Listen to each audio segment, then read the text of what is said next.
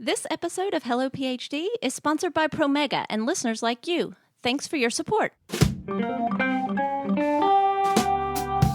a little hurt now that even my spam email only talks about my good contributions to science.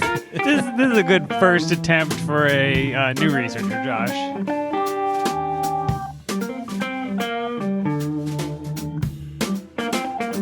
Welcome to Hello PhD, a podcast for scientists and the people who love them. This week, we explore the deep, dark world of predatory journals. Stay with us.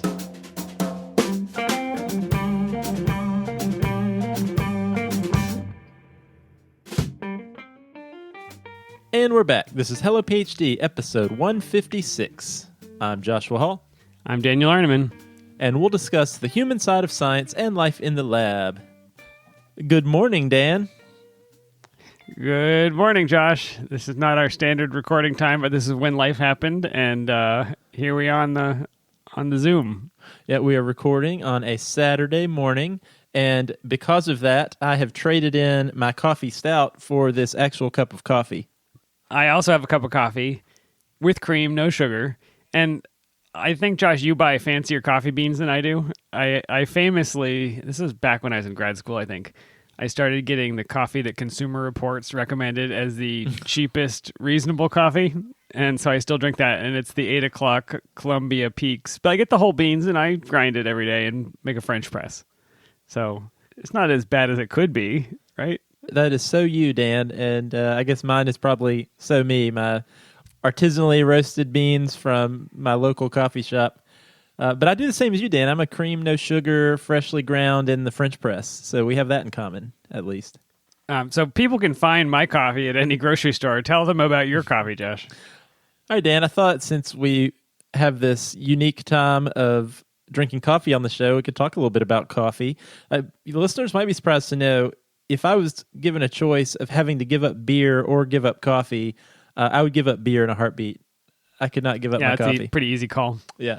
So what I'm having, Dan, these are some of my favorite local beans from my favorite coffee shop here in town, Bean Traders in Durham, North Carolina.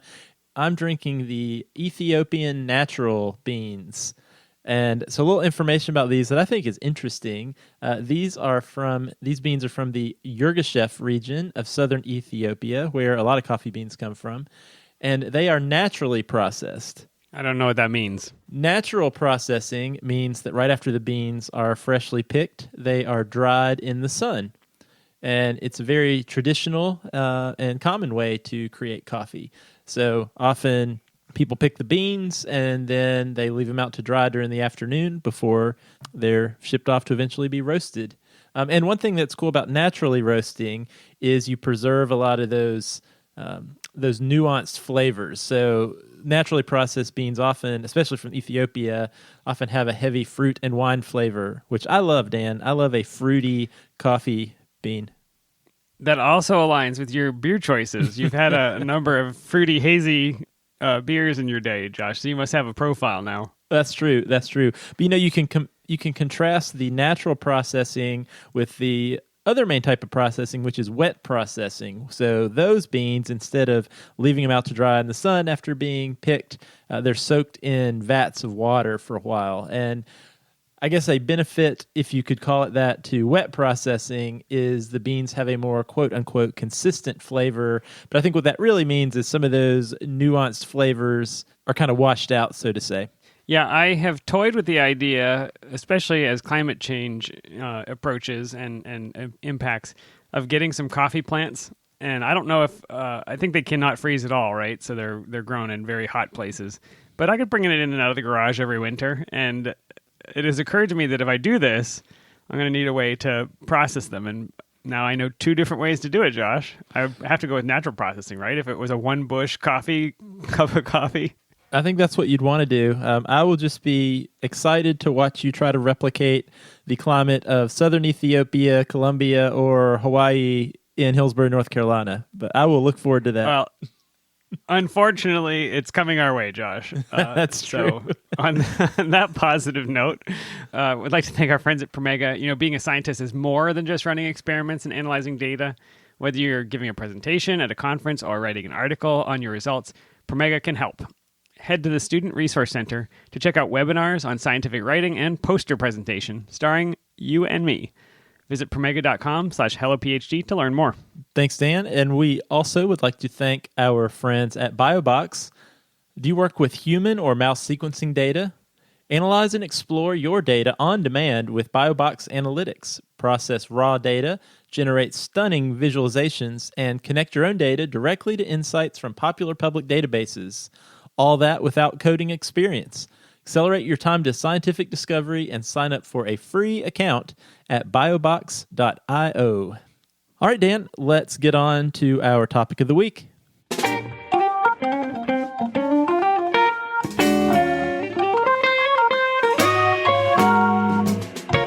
I caught up with Antonio Paramo, PhD, and we got a chance to talk about a topic that I had very little knowledge about because I don't think this existed when I was in graduate school. This idea of a predatory journal. Have you heard of these, Josh? I have certainly heard about these, and I think I get emails from these potentially predatory journals at least once a week. So I'm really interested in learning a lot more about this. Yeah, it is such an important topic and something to really be aware of if you are currently in the lab or you're currently publishing. So let's listen to this interview, and then you and I can connect about it afterwards. My name is Dr. Antonio Paramo. I'm just an independent scientist right now. I was visiting professor in different universities before, and I was teaching this type of courses related to scientific publishing in person, doing workshops for a few years. And last year, I just converted the whole thing into an online training course. And what we are going to talk about today is a little bit about my experience teaching about predatory journals. But there are many other topics in scientific publishing and writing that are very interesting for PhD students and researchers in general. Well, that's great. And, I'm excited to talk about this because this topic of predatory journals was not very common, or it wasn't something I was aware of 10 or 15 years ago when I was in graduate school. I was aware of publish or perish, but I didn't understand that publishing could also be perishing if your paper gets trapped by one of these predatory journals. So for people like me that maybe aren't so familiar with the idea of a predatory journal, can you say a little bit about what that means, what that is? Well, I'm reading here the definition proposed by an article some months ago by the journal Nature, where they spoke with a number of people in the area, and then they decided to propose some consensus definition, which is obviously different people may have different opinions. But just by reading a little bit, is a predatory journal or publisher is an entity or a business that is prioritizing the self-interest of the businesses versus the interest of the researchers that are publishing with the journal. And that most of the characterization that you can describe this type of businesses are people that use false or misleading information to attract researchers to tell them to solicitation practices in order to tell the researchers, professors, or students to send them articles for publication. And then all of these practices or editorial practices or publication practices are not the typical standard that reputational or a journal with a good reputation should have. So with that it's again there are borderline definitions, and it's something that you get a little bit trained to observe the behavior of some of the publishers over time. But if you are presented with one website, a journal, some people may not be able to decide if the journal is just following this definition, if the journal is potentially predatory or not. I just want to make sure I understand. So every journal is a business. They all have employees. They have to take in money and make profits. But a predatory journal it's going beyond that. It is focusing just on making money, and it's allowing all of the other things, the scholarship, the peer review, the good business practices go by the wayside to maximize profit. Is that kind of the idea?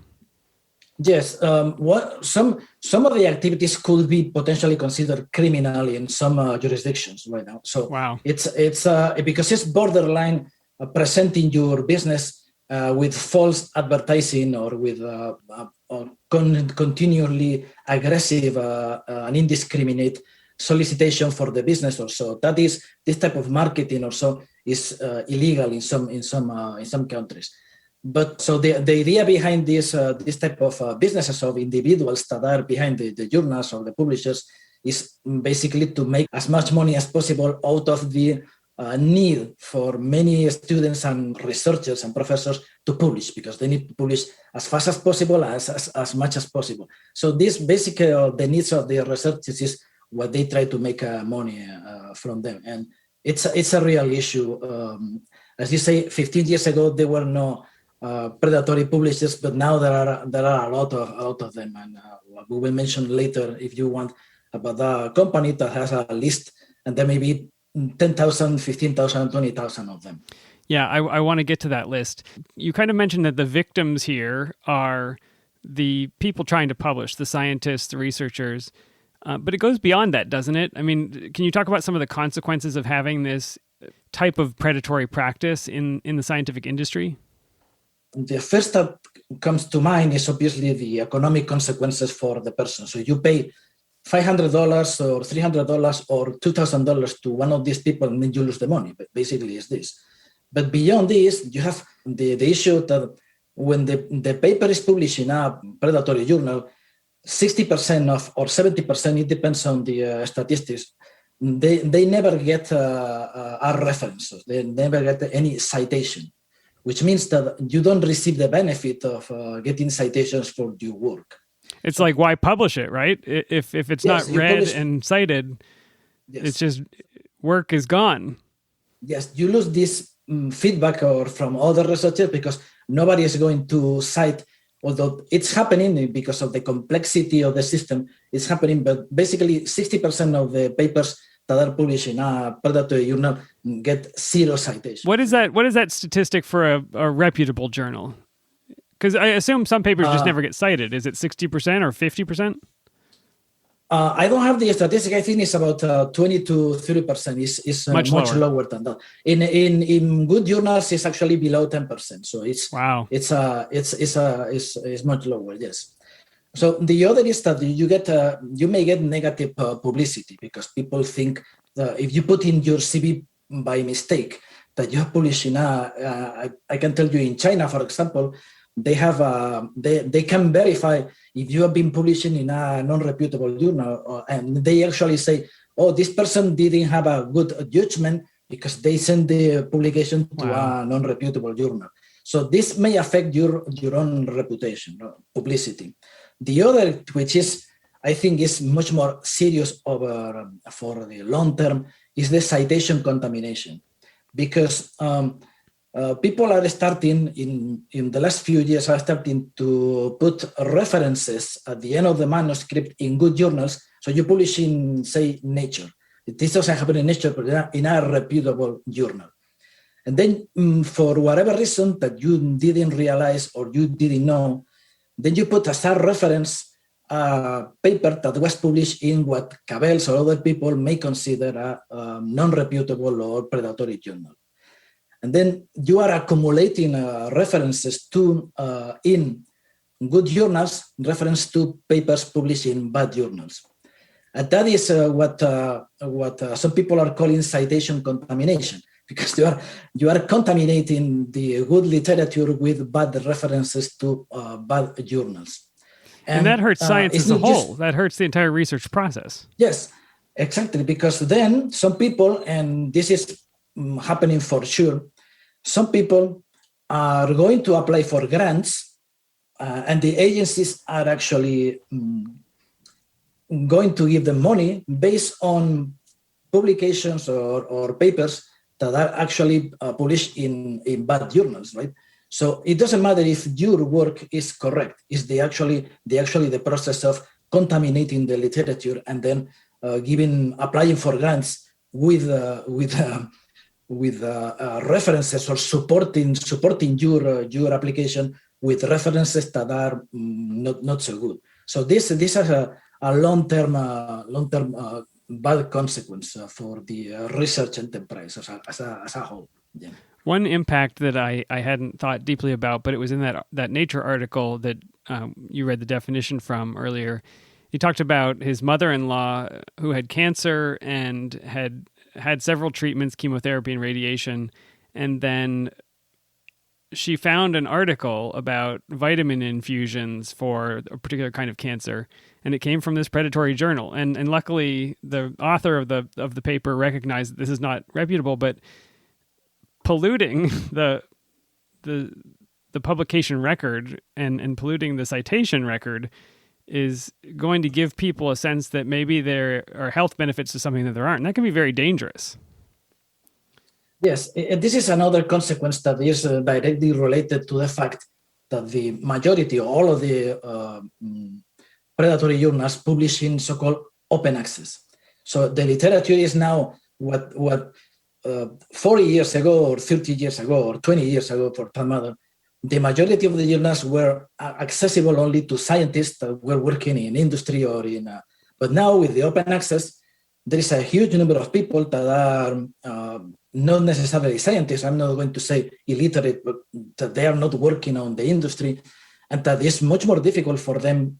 Even for us scientists, sometimes it's complicated to discern if the journal is a predatory or not. But for people that are not working in universities that have, you go open access and then you read a website with a journal, a publication, they obviously have less knowledge to separate what is good or not. And so this is another example of a consequence that it's complicated to see in the long term all of these issues, right? So I'm glad that you mentioned that one. Yeah, and I think you started off talking about the economic impact, and this is coming out of people's grant money. It's real money. You cited a 2014 study in some of your online content that said $75 million in fees and 420,000 articles went to these predatory journals. I mean, this is serious money, and that was 2014.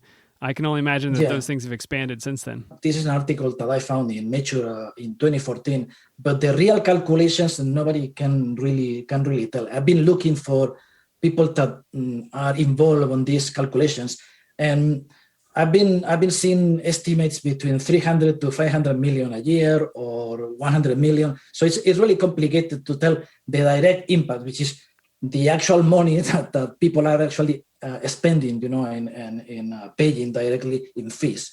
But the economic, even that is just too small compared to everything else, that is contaminating the whole enterprise.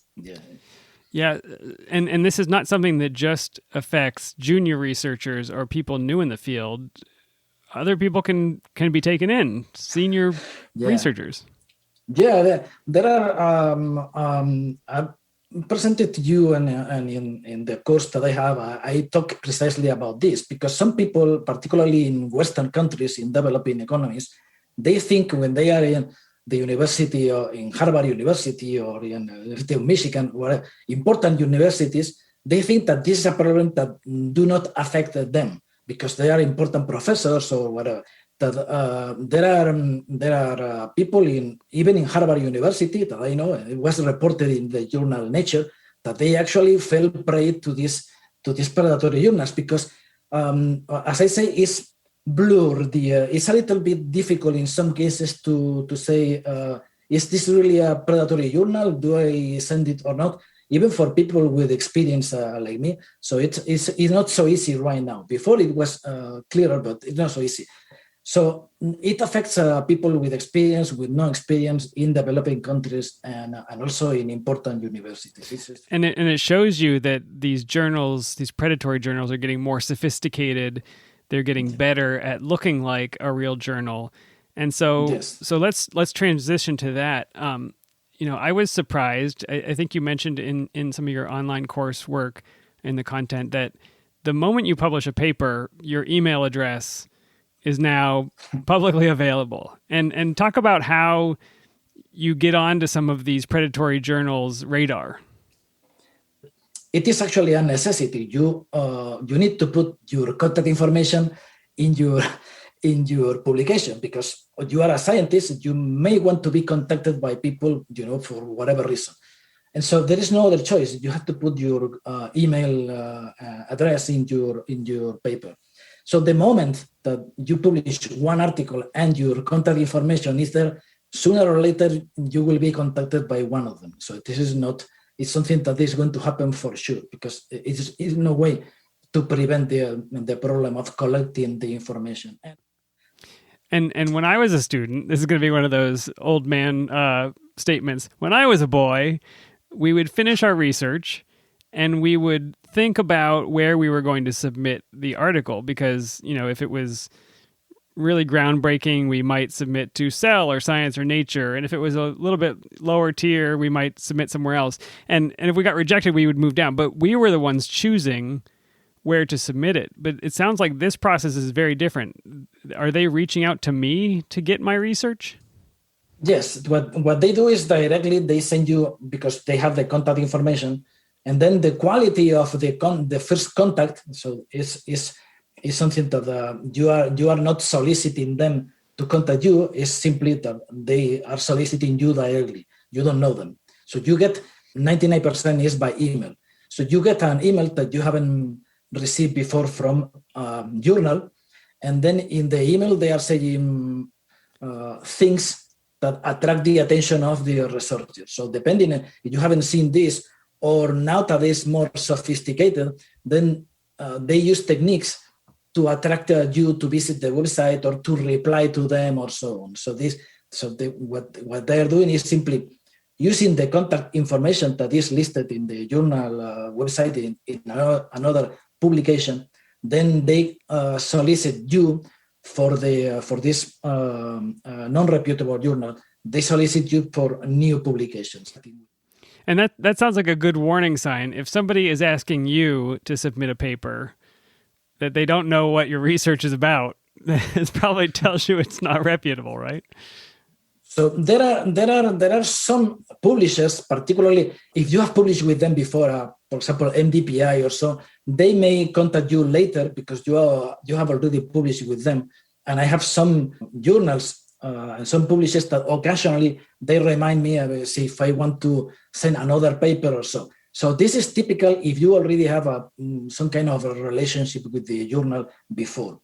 But a good journal from a reputable publisher like Springer or Elsevier or so, this journal will not send you a request for publishing normally if you haven't had any previous contact with them. So that makes sense. Okay, so let's say I get one of these emails and I'm a little bit suspicious. It seems odd. What are some things that I should do? What are the warning signs? What should I be looking for to confirm this is bad news?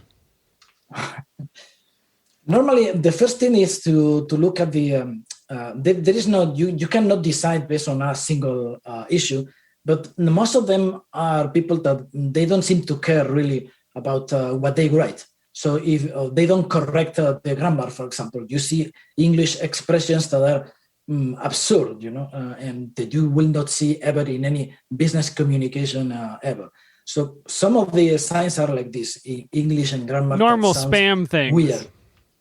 Yes, it sounds weird, right? So one thing is like this. The other is to attract you as if you have been contacted with them before. For example, they put in the line, the contact line, we are awaiting your response. Like if you have been in contact with them before, or in some cases they are telling you, we are contacting you because of your excellent reputation in, for example, for me, they send me emails saying in plastic surgery. And I don't work in plastic surgery, so it really doesn't matter. You can be a physicist and they send you an email saying you have a good reputation in surgery, for example. Right. So it's just things like that. So they clearly don't know you, and those are some signs that they don't know who you are. They're just sending mass emails. Some of them, which is interesting, there is a study about this. Some of them are actually using, to attract the attention of the reader, journal names with words, or the name of the journal containing words that seems to attract the attention of some people. For example, American Journal of, or English Journal of. That seems to be the case, that when you put or create a journal that has the American Journal or English Journal or European Journal, it seems that they get more feedback. And so they are creating, you will see hundreds of journals, predatory journals with the names American Journal, European Journal also. And for some reason, it's because some people seem to be attracted to publish in journals that have the name American or British or so. So I read recently one that said that there are at least 700 or 800 non-reputable journals with the name British, but actually there are only 50 real journals with the name British on the new journal name. So this is another tactic that, as we mentioned before, they are getting more sophisticated on creating journals or contacting people to attract this. And sometimes I'm not going to say that it's funny, but you see that the people behind all of this are really creative. They are ingenious, in getting ideas on how to, because it's a bad business, it's incredible, but they go to great lengths to create the impression that they are a good journal. And people who are listening can go search for something called Beall's List, Beall, and I looked this up. I think you said that the official Beall's List has been taken down, but you can find it on Google pretty easily. And the one I found, the copy of it I found, had over 1,300 journals that are actually predatory and made up. And they have names like International Academic Publishing House and International Academy of Computer and IT Engineering. They have abbreviations, and you click on them and they look like real websites. I'm really tempted. I would love to publish in the International Journal of Multidimensional Research. I see that one on the list, so I may submit. Yeah. You never know. So you don't know exactly. It's complicated. There are many factors involved on analyzing the website. It's something that I try to emphasize that, as you say before, first, if you publish something, it's impossible to get it down. It's there forever. So just think before submitting, right? So it's there forever. And the second thing is that even though there are a lot of talk about predatory publishers and people are more aware in some places, they are still growing. The number of journals are, when I started looking into this 10 years ago and publishing, there may be, 1,000 or 2,000. Now there are 12,000 or 15,000. It's just never stop. Nobody seems to be able to stop this situation, this problem. Yeah, and it seems like we can't just rely on the Beall's List. And you mentioned the Cabell's List, which is the positive side. These are reputable journals, but that costs money to review. So what if I get the email and it looks a little bit unusual, but it looks a little bit safe? Is there something I can look for on the website, about maybe who's doing the publishing or something like that will tell me this journal is suspect? Are there other things I can look for after the email? Yeah, so normally if you look at the website, some of the companies may not have a physical address. The businesses looks like they don't have a physical address or some place to contact. The contact information is very simple. The editors appear to be in multiple journals instead of just one. And so mostly it's related to the aspect of communication with the journal itself. But still, this is not something that is so easy, because some of the more clever of these people are actually setting up addresses in the US, for example, or in England or in Germany.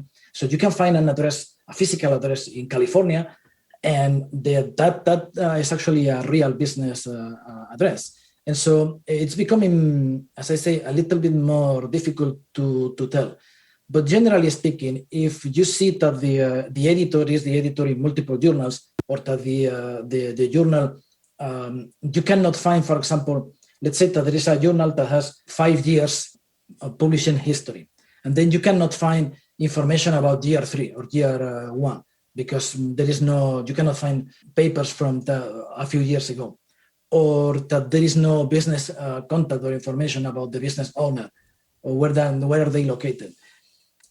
So these are signs that obviously they are not good journals, or the business may not have a good reputation. It doesn't have staying power and isn't taking care of its research the way that a real journal would. So let's say that I kind of fall for the email and I think, wow, they really think I'm a great researcher. I'm going to submit my paper. So what does that process look like? I reply to the email and I say, yes, I've got some great research. What happens next? So normally another sign that the journal is not reputable, but this is not, again, a strict consideration, a criterion, is that they request you to send the manuscript by email, replying by email, instead of using the normal process, which is you go to a management system. Normally, you have to go to a management site, then you upload the documents and so on. So these are management sites for submission to normally most reputable journals.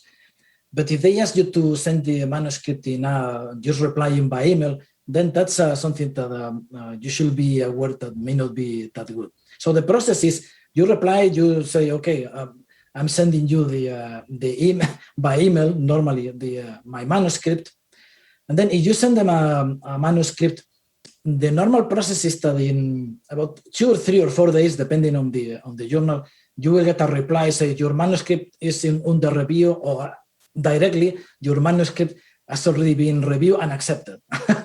And it takes. So there's no peer review process? Oh, the peer review can be done, and this is something to have a longer discussion about the problems. You see the consequences of the existence of the journal. So first, before a few years ago, what they were doing was to produce fake reviews, because again they dedicate time to the business. It's a bad business, but they put some time into this. So you send the manuscript, and then 2 or 3 days later, or 1 week later, they say, oh, this is your peer review, and the reviewers have accepted the publication, blah, blah, blah. And then in reality is they themselves, the people in the business, in the journal, they just create fake reviews, short fake reviews, and then they send you the fake review to you and telling you that your paper has been accepted. This is one technique. But now, and again, going back to the issue of getting more clever or more interesting ideas for their businesses, they are recruiting people that are actually listed in Publons. Publons is a website with people that say, well, I want to present my work as a reviewer. I'm going to sign up for this, and then I have a list of papers that I have reviewed. I list my list of papers as my work as a reviewer. Right? The non-reputable journals or predatory journals are recruiting people that are in Publons for whatever method, and then they say, oh, can you do a review of this article? And then the article is obviously in a predatory journal, but then the reviewer is unsuspecting, or maybe they do it on purpose, or whatever the reason. The reviewer is going to do a good review of the manuscript, and then this good review is going to be sent to the author. And so they are creating this type of background support for journals that are predatory in most cases, because they don't know exactly what the journal is. So we can add the reviewers as victims who are wasting their time and money supporting these other journals. And this is actually new. This is I remember never heard of this before until some time ago recently. This is something relatively new, and it's not only to talk about Publons. It's in general. They just create this feedback or support from good people that are just doing reviews, and then they don't know that the journal may be predatory or not a good journal. So do you pay them when you submit the manuscript, or do they ask for the money later? When does the transaction take place? Normally, it's when they accept the manuscript, but there are situations in which they actually may ask the money when you send them the manuscript, but there are very few. I think it's not very common. The majority of the cases is they ask for the money when they accept the manuscript, but in general, it's just a few days later. But what if I get suspicious? Let's say they say, oh yeah, we accepted your manuscript 3 days later, and I'm wary enough, and I know that doesn't sound possible to identify reviewers, get feedback, and now I say, wait a minute, I don't want to publish this anymore. You don't seem legitimate. In some cases, they may actually threaten you with contacting or requesting money from your bank or even contacting the institution or something like this. So some people may actually feel threatened by the emails or the contact information. They actually, because they have your phone number, they may actually contact you and say you pay for this because you send and they will argue with you that they are a reputable journal, or even if they are listed in some place. They will argue with you that they are a good journal, and why do you consider them? And so it may be a difficult situation for a person that has sent the money or that they have accepted the manuscript. You may end up in arguments, having to argue with them for some time. So and do they eventually publish it? Let's say you do pay them. Does it actually get published somewhere? If you pay them, yes, for sure. This is immediate, because it takes very little time to when you send in the manuscript, they have the ability to produce a DOI, digital object identifier, in seconds. So essentially, it's just they do some editing, typesetting very quickly, and then immediately produce a DOI. And when they produce the DOI and they send the manuscript out, in that is over. So you cannot do anything about it. This is over. So the real solution for this is to train yourself to try to identify them and not to respond to these emails, because otherwise, if you send them your manuscript, it's going to be a problem for the people. Yeah. Once you click send, it is released in the world, and that piece of research that you maybe took a lot of time and money producing is gone. All of this year, you have lost the work and the money that the institution or the people giving you the money. You have lost that money, in addition to losing your work and your promotion or your research. So it's not just about the fee that you pay. It's actually way more. The losses are tangible, particularly for the funding agency. Yeah, those tens of millions of dollars all came from funding agencies, and so they are the losers. One of the losers in the long chain of losers. Yeah, so the losers are the institution, because the researchers, the money, the funding agencies.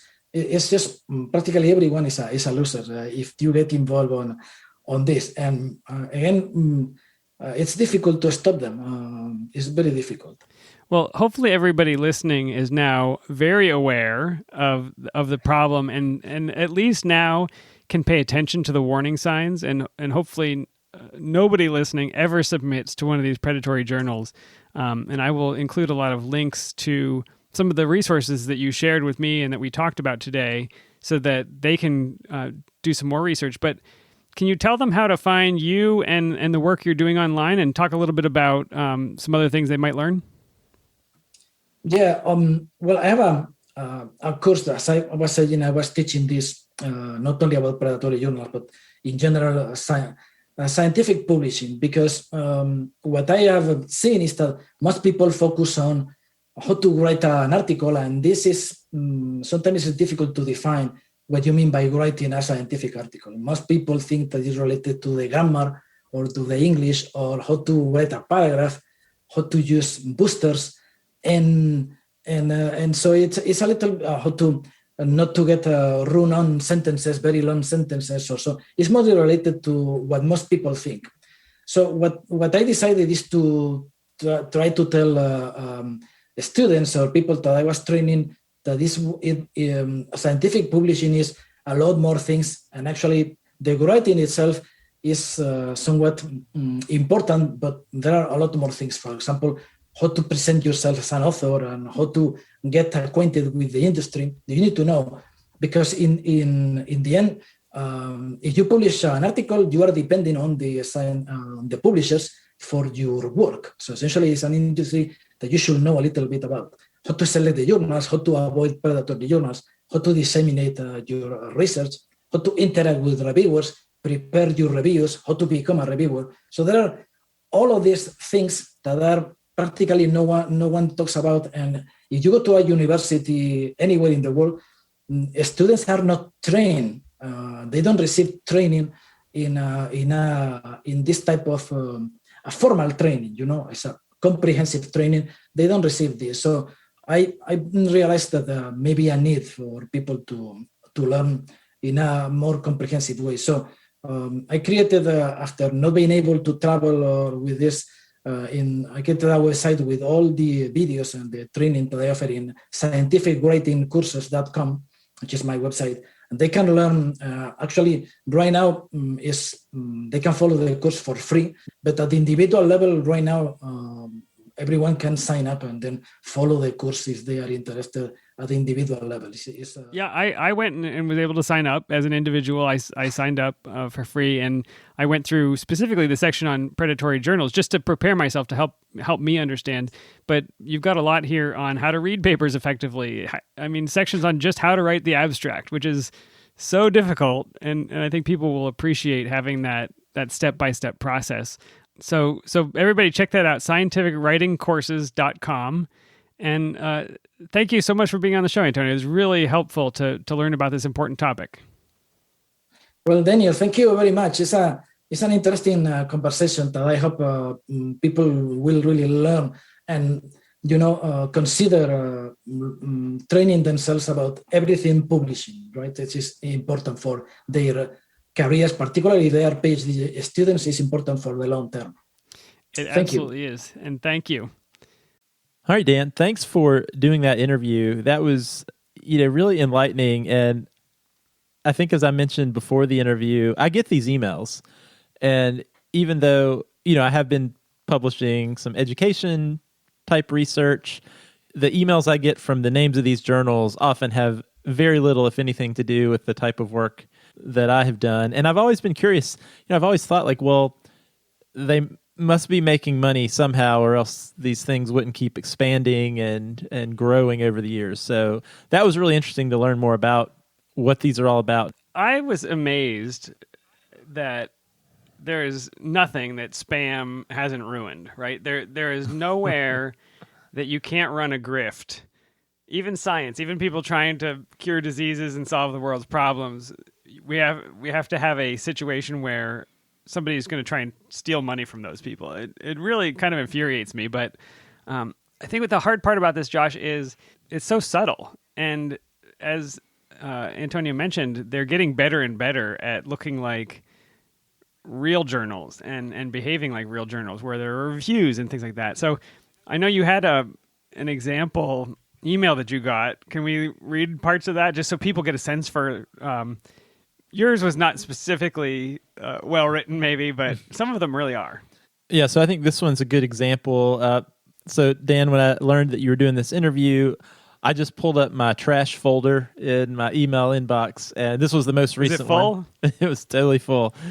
So this is the most recent one I got with about a week or so ago. And this one said, Dear Joshua Hall, this mail is with reference of your article titled blah, blah, blah, which is of good quality, making a good impact in the research field. So first of all, I have to say, you and Dr. Paramo talked about how these emails often inflate the ego and talk about how great the science is. I'm a little hurt now that even my spam email only talks about my good contributions to science that my articles make.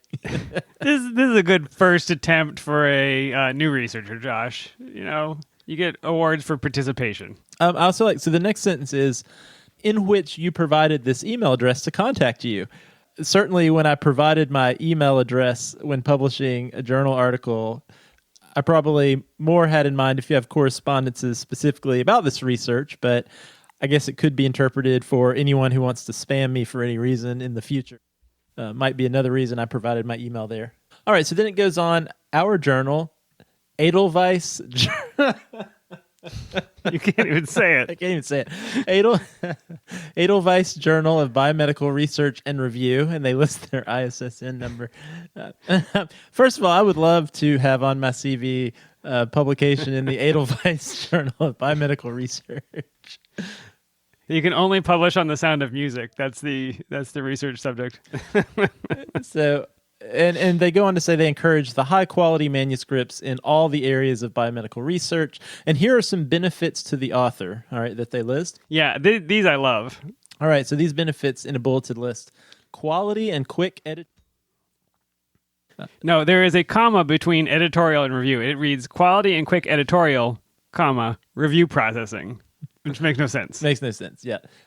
This one's interesting based on your interview, Dan. Immediate unique DOI will be assigned to the articles published with us.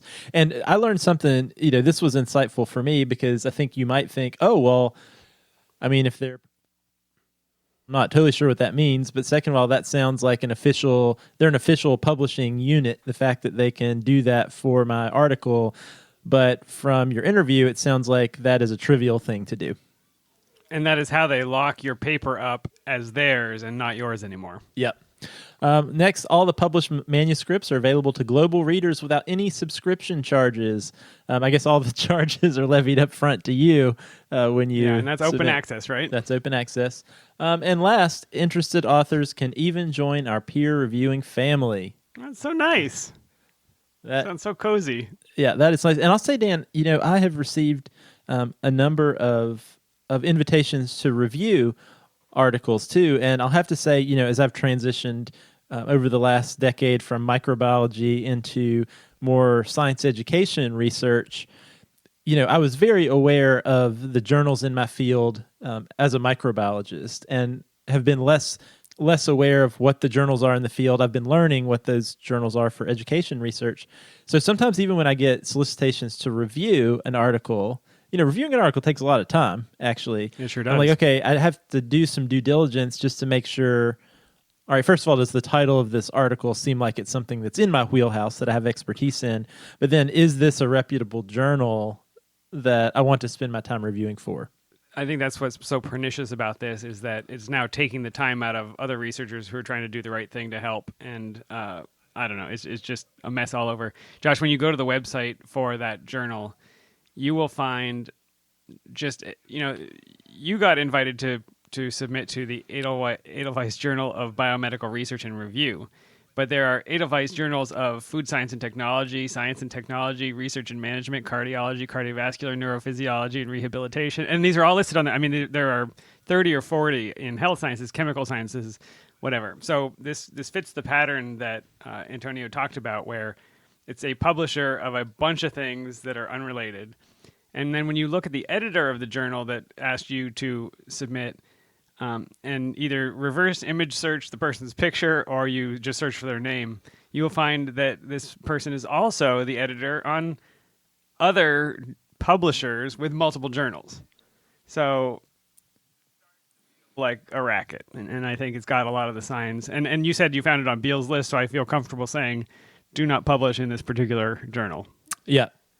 Do not do it.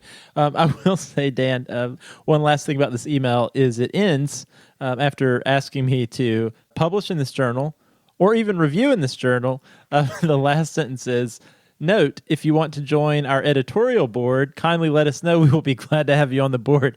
So I can be perfect. I have quickly through this 2-paragraph email elevated my status from researcher to reviewer to editorial board member that quick. There you go. Yeah. I think you should do it, Josh, and then you should vote to shut the whole thing down. Maybe I will, Dan. I think maybe you, now that you're out of academia, Dan, maybe you should do a deep dive investigative report where you respond to this email and join the editorial board and let us know how it goes. I could totally see myself trolling predatory journals, just wasting their time and money. That'd be really fun. Yeah, that's our new podcast idea, Dan. Maybe we'll try that.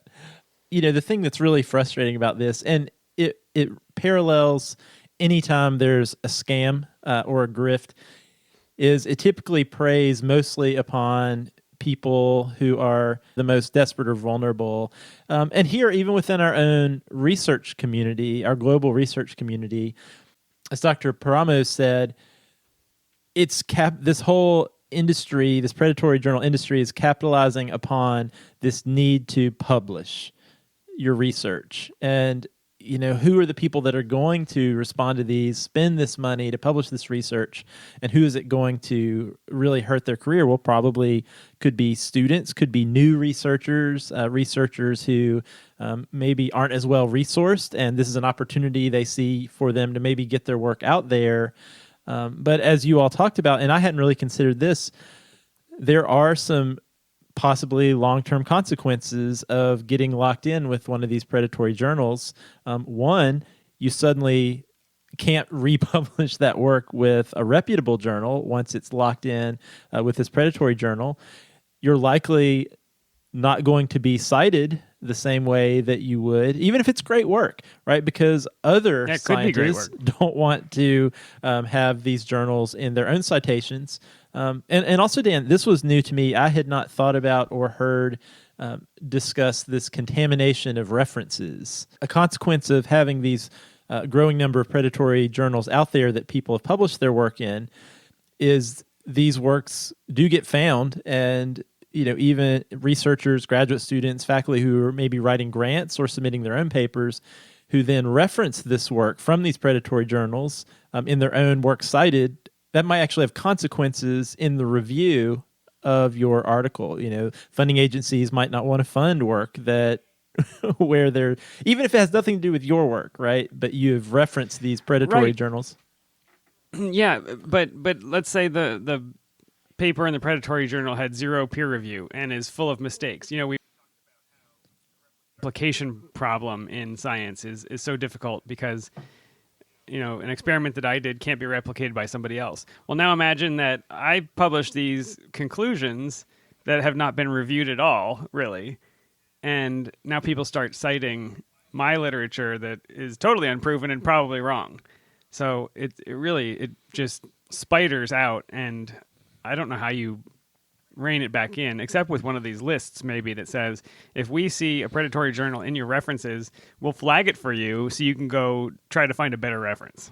To be fair, Dan, I have also encountered situations in my scientific career where peer-reviewed articles could not be replicated. Sure. No, as well. I think that's true. And I think it gets worse when they're not peer-reviewed and are just kind of thrown against a wall. Absolutely, yeah. You're totally right there. There's very little good that can come of it.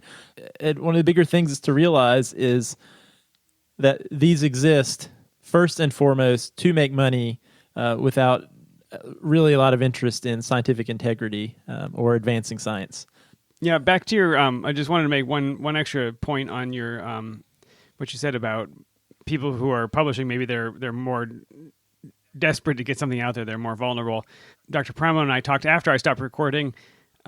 In different countries around the world, funding is structured differently, and the government plays a different role. There are some places where he mentioned that the researchers are required to publish a certain number of papers per year in order to keep their funding or to keep their salary.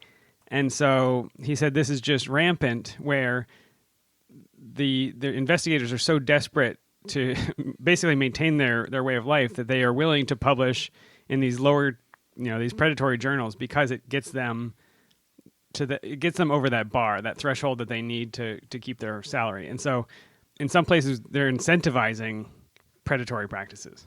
Yeah, it is a real problem. It's probably worth noting, and I don't think we have the expertise or have done the research to get into it now, but you can look online. There are lots of reputable open access journals that have different philosophies on peer review. We've talked about some of them on the show, even journals, well-known journals at this point, like PLOS ONE, for example, that have a peer-reviewed process, but the focus, even a peer review, is supposed to be on did you do the science well? Were the experiments well set up? Were the controls what they should be, independent of what the results ended up being, which you could argue is a great way that we should do peer review. So there are other options out there that are reputable, but we need to, as researchers, unfortunately, do our due diligence now in the places we choose to publish. But it sounds like a general rule, Dan, is you should be thinking about, you should be the one in control of researching where are the best journals for you to publish. The best way to choose where to publish is not through a random email that comes into your inbox saying, please submit to this journal. That's not a good way to go. And Dan, I remember, although part of this could be, certainly it was a different time, I remember being aware of the journals in our field and sort of the different tiers of journals that we would submit papers to, right? And maybe you would have a general idea for where do I want to shoot for. And then actually, I remember one paper I submitted in graduate school. We shot for like the top tier journal, and then that got rejected. So we went to the next tier journal in our field, and that got rejected. And then we went to the third tier journal, and finally got accepted, right? But we were in control of that process. So I think part of it for any of you out there who are doing research, especially if you're in a new field, like take some time learning about what are the journals in my field that are reputable. Talk to your advisors, talk to other researchers who have been in that field for a longer period of time. Just ask them, what are the good journals in our field? I think being aware of that, you're going to make more informed choices when it's time for you to publish. And when you find yourself combing through the spam filter saying, oh God, please, is there someone that will take my paper? Maybe go back and redo the research. Absolutely. Dan, this was really insightful. One thing I would love for us to do a follow-up on sometime in the future is, as I was looking through my trash folder in my email, I certainly have a few of these predatory journals, but I realized what I have even more of are these very similar emails that are soliciting submission to present at a conference.